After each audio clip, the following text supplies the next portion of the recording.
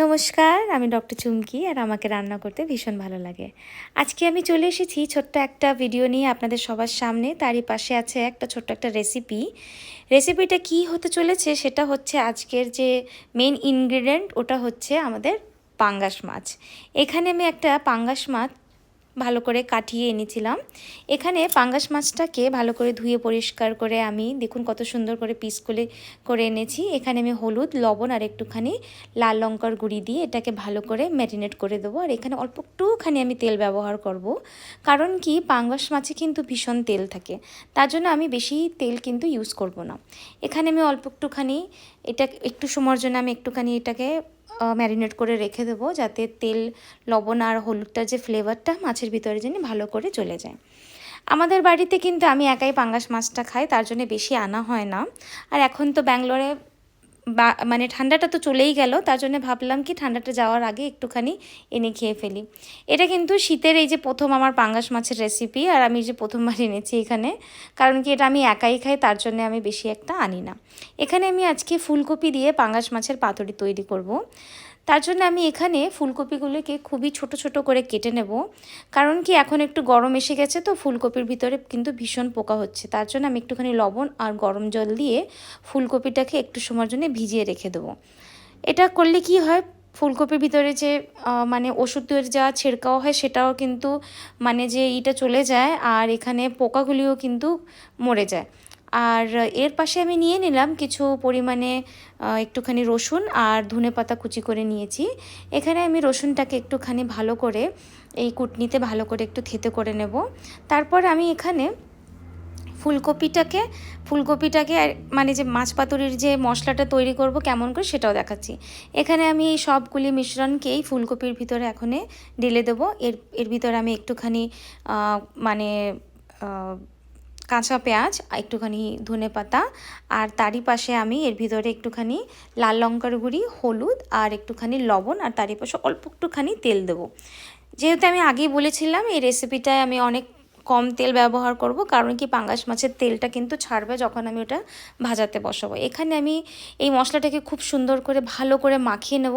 মাখাতে মাখাতে জানি ফুলকপিটা যেন একটুখানি নরম হয়ে যায়, তাহলে কি রান্না করতে কিন্তু বেশি সময় লাগবে না।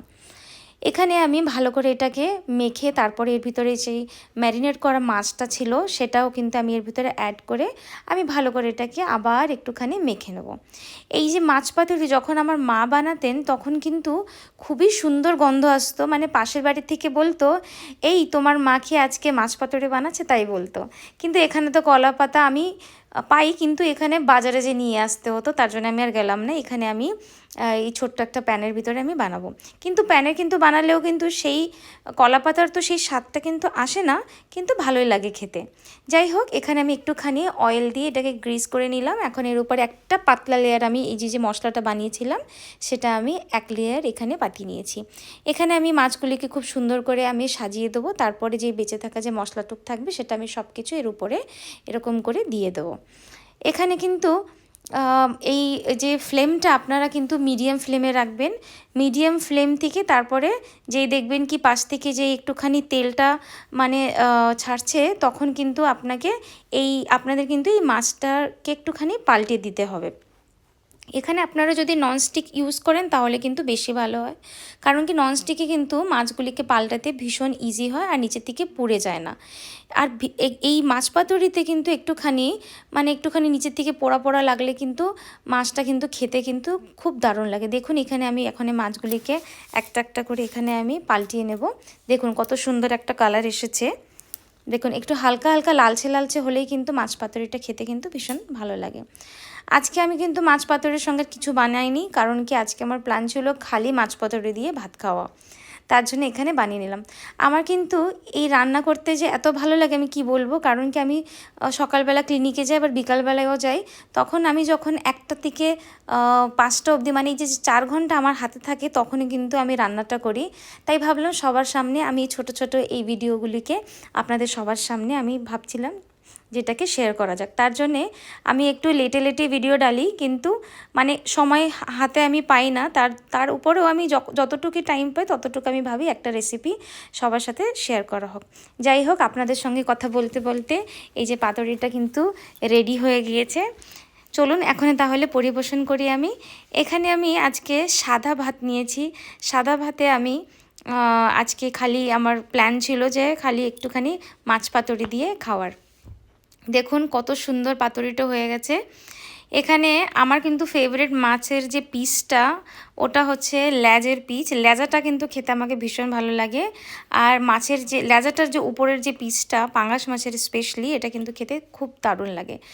রেসিপিটা কিন্তু খুবই দারুণ হয়েছিল, কারণ কি পাঙ্গাস মাছের ঝোল খেতে কিন্তু আমাকে একদম ভালো লাগে না। একটুখানি এরকম করে যদি চটচটি টাইপের বানানো হয় তাহলে কিন্তু ভীষণ ভালো লাগে। আপনাদের যদি আমার এই ভিডিওটা ভালো লেগে থাকে নিশ্চয়ই কিন্তু কমেন্ট করবেন আর লাইক শেয়ার সাবস্ক্রাইব করবেন। আর যদি আপনাদের ভিডিওটা ভালো লাগে তাহলে প্লিজ প্লিজ লাইক করবেন। আবার দেখা হবে আপনাদের সবার সামনে। ভালো থাকবেন, টাটা।